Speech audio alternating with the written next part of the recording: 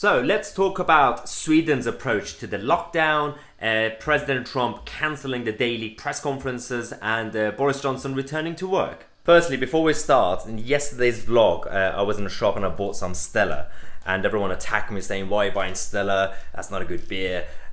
Usually my first choice is Peroni. They just didn't have it, so I had to go with that. So everybody calm down. So yeah, let's go out and show you around London. But first, let's talk about Sweden and the whole lockdown stuff that's going around the world.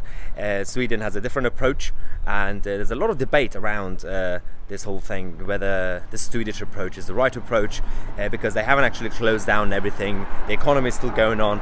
They have social distancing measures, but at the same time people are still living their lives, and so the debate is whether that's actually going to work in the future or not, especially as the whole lockdown stuff economically, at least in this country, has brought down everything. I mean, look at my hair.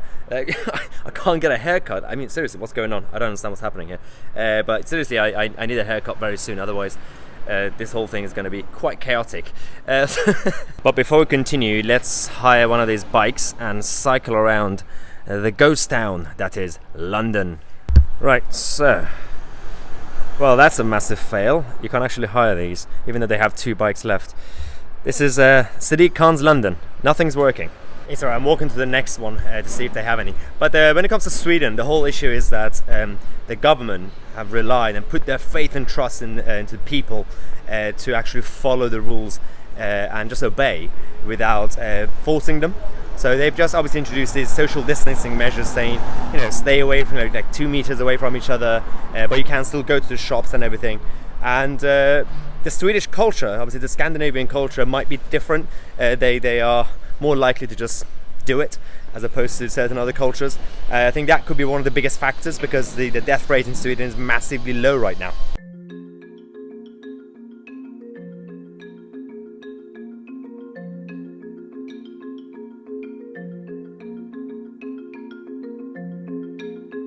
Now, the other thing about Sweden is that they've gone with this whole herd immunity process, which is the elderly and the vulnerable are isolated, the young and healthy are still living their lives, and obviously they've been told to stay away from their grandparents and everyone.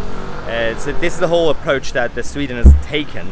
Now, there are some people who say it's still too early to tell. Their numbers are looking good now, but it could get worse in the next few weeks. Now, I know a lot of you are stuck at home. You can't really leave, so I thought I'd actually show you around London, which is right now a ghost town, as you can see.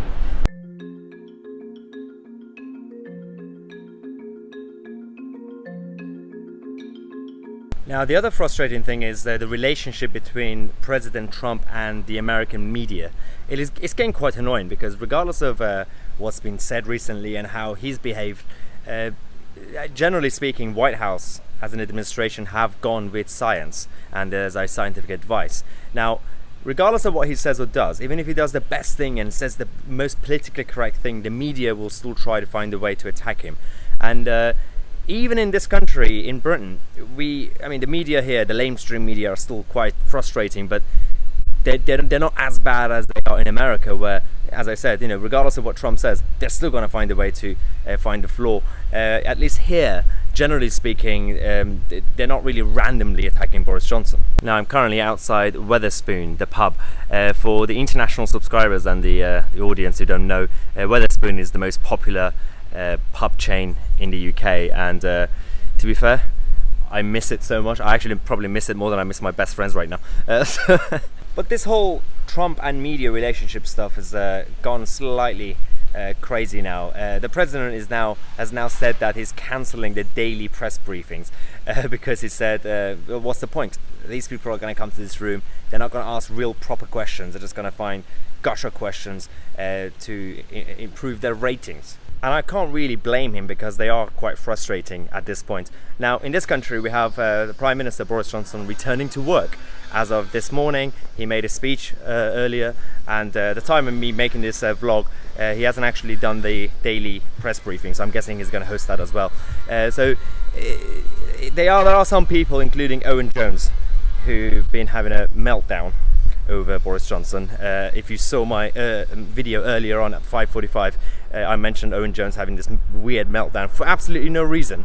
But this is what we're dealing with. The mainstream media and essentially activists dressing up as journalists are the biggest problems in this country. Now, we do have some good news. Even this so-called evil Tory government are actually trying to help, unlike what the Guardian would say.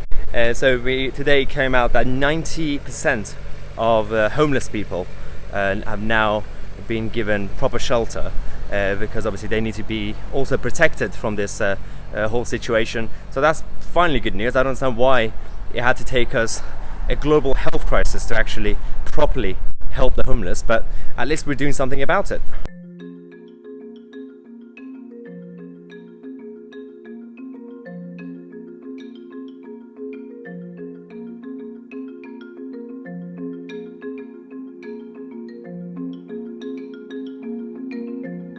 Right, I'm back in my flat now, and I don't know if you just saw, there's a park near where I live, and there was a police raid because there's a lot of people sitting around the park in big groups. So the police came and basically told them off. I don't know if they were gonna fine any of them or arrest any of them, but yeah, it didn't look really good. But yeah, there are some good stuff that's actually happening from the government side, including helping the homeless people, and also the new Nightingale hospitals in Birmingham, in London. They're basically empty. And the mainstream media are again attacking the government, saying you build all these new hospitals but they're empty. I mean, it's a good thing, guys. What, do you want them to be full up? Do you want them to be this is all supposed to be helping the NHS capacity, and things are going quite well with our this whole situation in our hospitals. These Nightingale hospitals are supposed to be, they're supposed to be on a stop bench, so it's good that they're empty. Now, the other thing I was going to talk about, I see these comments on the channel a lot, asking how I got into YouTube and vlogging. It was a bit of an accident. For those of you who don't know, my background is Persian. My mum was a political refugee from Iran, and so a few years ago, I found out that apparently the Iranian government have now banned me from entering Iran. I mean, firstly, not that I wanted to go. I don't really care for it. Secondly, it was primarily because I'm in politics here, and they assume that I must be a spy. I mean, firstly, I'm not. But secondly, I can't really confirm nor deny that, even if I was. Let's just say I like my martinis shaken, not stirred. But generally speaking, this whole situation got crazy, and I made a personal, kind of like a selfie video like this on Facebook, and it went kind of viral, and a lot of my friends said, oh, just make more videos, just rant about politics. So it kind of started from there, and I knew that I was always interested in kind of the creative side as well as politics, so I combined them two. And during the whole Brexit stuff, I made more videos, the Brexit campaign, and then post the actual 2016 referendum. I talked about a lot of political issues, and it just randomly took off from there. And I think that the biggest compliment and thanks actually should go to Theresa May, because when Theresa May failed to deliver Brexit back in last March, that was when my channel kind of took off properly, because a lot of people didn't really want to go to the mainstream media to get their content. So they came to obviously the alternative media, the new media, whether it was YouTube or podcasts or other websites. So that's how I got where I am now, and it's actually thanks to all of you for your support. So again, thanks. And this is, as I mentioned, we are doing these daily vlogs as well as the normal 5:45 p.m. News show that I do. This is more of an informal format where I just take you through my day and just rant about the political issues of the day. So if you like it, then make sure you leave a comment. If you're new to the channel, don't forget to subscribe and click on that bell next to it so you get notified. We do have the 5:45 p.m. news shows and the 8 p.m. daily vlogs.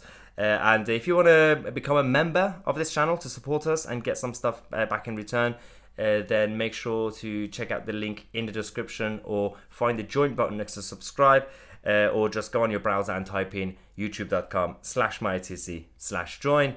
And for the members of this channel, I'm gonna post on the community page for you to send in your questions, so I could do a Q&A tomorrow on the membership page.